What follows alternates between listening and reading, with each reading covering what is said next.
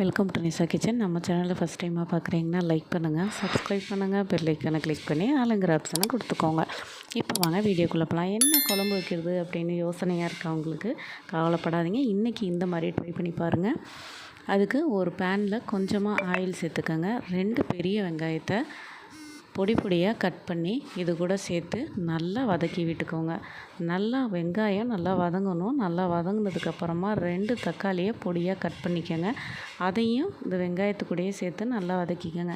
இந்த வெங்காயமும் தக்காளியும் நல்லா வதங்கிறதுக்காக 1 டீஸ்பூன் அளவுக்கு உப்பு, கல் உப்பு சேர்த்துருக்கோம். அப்போ கொஞ்சம் சீக்கிரமாக வதங்கும். இது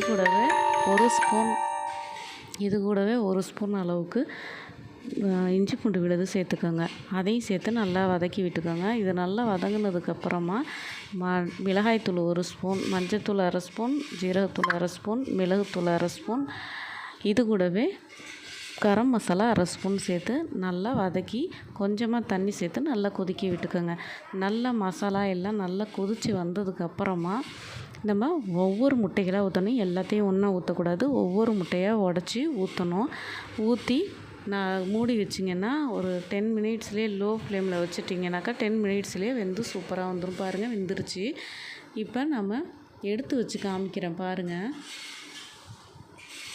இந்த மாதிரி சாப்பாட்டு மேலே இந்த மாதிரி இந்த ஒரு முட்டையும் அதோட கிரேவியும் சேர்த்து வச்சு அந்த கிரேவியை தொட்டுக்கிட்டே நம்ம சாப்பிட்றலாம். சூப்பராக இருக்கும் சாப்பாடு. நீங்களும் இதே மெத்தடில் முட்டை கிரேவி செஞ்சு பார்த்துட்டு எப்படி இருக்குன்னு எனக்கு கமெண்ட் பண்ணுங்கள். தேங்க்யூ.